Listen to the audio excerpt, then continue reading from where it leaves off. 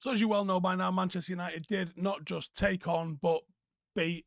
I've seen some people say batter, that might be a little bit giddy, but we beat Arsenal, and it was comfortable in the end because of the goals that we managed to rack up. But here's 5 things that we learned during the game. Number 1, weather the storm. I think that the game started some real high quality football from United. There was some really nice patterns. There was some really confident one touches. That little flick from Anthony where he laid it back for Delo and who slung it in there for Eriksen. If he's connected with that better and that flies in, oh my God, we could have gone on and done loads. But from that moment onwards, really, that was when Arsenal sort of got their breakaway. And they got on top in the game for probably the last 15, 20 minutes of the first half and maybe the first 15, 20 minutes of the second half, but they weren't able to make that pressure pay. And that's the difference. United have shown a couple of different things this season. We've been on top in games, we've held possession in games, not necessarily to the level that we saw in the first 20 minutes today against Arsenal, but we've had to defend deep and hit teams on the counter like we did against Liverpool. And I think showing all of that while being resilient, like we did against Arsenal, it is very, very beneficial. Knowing that we've got that tactical flexibility within us. It's the type of game in the past that we could have seen us lose. It's the type of game in the past where you think we would have maybe made some mistakes and maybe gone behind at some point in the game. But when they drew level, Arteta's then gone and played his hand. We weathered it. And then we got our noses back in front and extended it before the finish. Some good last-ditch defending from United, but also intensity and passion and the will to win was there throughout. And it looks like United are developing a little bit of grit.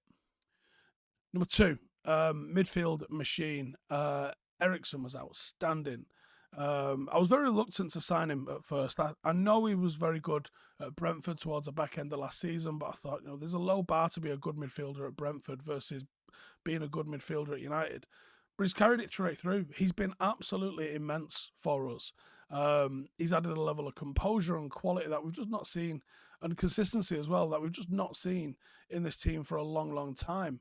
And he's actually improving the players around him. And I've always said this about the great Manchester United sides. We could throw Phil Jones in, we could throw Chris Smalling in, we could throw Cleverley and Anderson in, because you've got great players around them. It makes bringing on those youngsters very, very easy. And that's where you see this Manchester City side at the moment. They can get away with bringing in random youngsters who they might look good when they play for City and then they go out on loan somewhere and they're garbage and they never really go on and have a big career. It's because the quality of those players is keeping them, limiting how much they really need to do and allowing them to shine. And I think what Eriksen has been doing, and Bruno as well, I think it's worth sort of mentioning, is they've been simplifying what McTominay needs to do. You win the ball and you give it me, and I'll make a good position for you.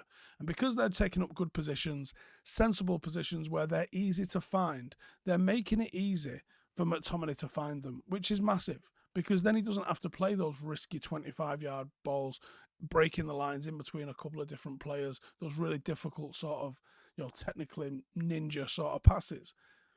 And it means then Eriksen can be the one that's conducting the orchestra like that. And I think he's actually improved him. And I think a little bit outrageous a few games ago, leaving Casemiro on the bench for McTominay. But as the weeks and months are progressing, it's not that much of an unjustified decision at the moment. I'm sure Casemiro will eventually take over from McTominay, but at the moment, you can almost say his decisions are being justified because we're winning the games and McTominay's putting in decent performances during those games. Number 3, Rashford Roars. And almost touching back a little bit on the midfield point. Some of the balls on the transition that were coming from both Bruno and from Eriksen allowed Marcus to be able to get in amongst the goals today.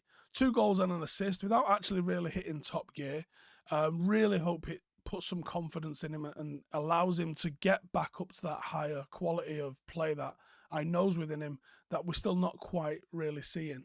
But he was very decisive today. And that started from the way he laid the ball off for Anthony. That's showing a bit more confidence than I think we saw in the first game of the season. So he's definitely growing into the season as it comes along.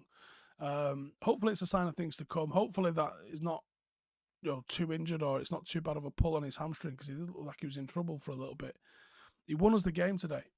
and he's still got gears to go to. For us, a very, very, very promising sign there for Marcus. Number 4 on the bounce, winning streak. It's time for us to ride this momentum a little bit, I think. We started the season off horrendously, and immediately the knives was out for Ten Hag and this, that, and the other. But a real sliding doors sort of turning moment. You hear about him making the players coming on their day off. You hear about all the different decisions that are going on. And he's seemingly coming out on top, flawless with it.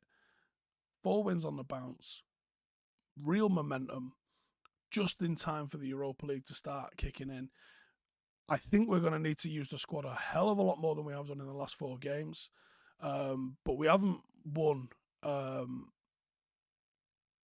Well, we've actually just become the 3rd Premier League side in Premier League history to win 4 in a row after losing their opening 2 games in a season, which is a weird start, I guess. Arsenal now lost more Premier League games against United than any other opposition in the competition. Love that. And United have won back-to-back home games against Arsenal for the first time since 2013. Positivity all around in that, I think. Like I said to you, Arsenal haven't played anyone. And as soon as they do, they'll crumble. Ten Hag. We have started to see his playing philosophy develop. We have started to see his defensive philosophy develop. We are starting to see his authority. The fact Ronaldo sits on the bench, Casemiro sits on the bench, and there's not a peep out of them is impressive alone. He's shown a great deal of character, and that seems to resonate now throughout the team. I get the feeling he's really building something special here. The players really look like they believe in him. They're behind him. They look coached when they're on the pitch. They look like they're buying into it. And the characters that he has brought in have had an immediate impact. Anthony comes after. I was literally just about to wrap this video up and not mention the fact that Anthony scored a debut goal. And he's a character that we will see 100% more out of than we saw today. He brings in Casemiro and we don't need him.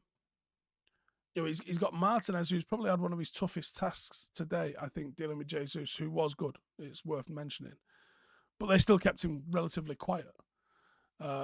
He caused them trouble, but they ultimately come out on top with the 3 points. This team is a team seemingly built in Ten Hag's image and marching to his tune. I'm impressed. It's early doors and certainly not going to be getting giddy like Arsenal fans do. But you can only say you're impressed or you're not impressed, and I am impressed. Now, there's a long season ahead of us, and Europa League starts this week. We're going to have to be properly on it. So let's hope that we're ready, willing, capable of competing on 2 fronts, because we're going to need to be. Hey, thank you for watching the video. If you are new around these parts, then don't forget to subscribe. My channel is proudly supported by my community on Patreon.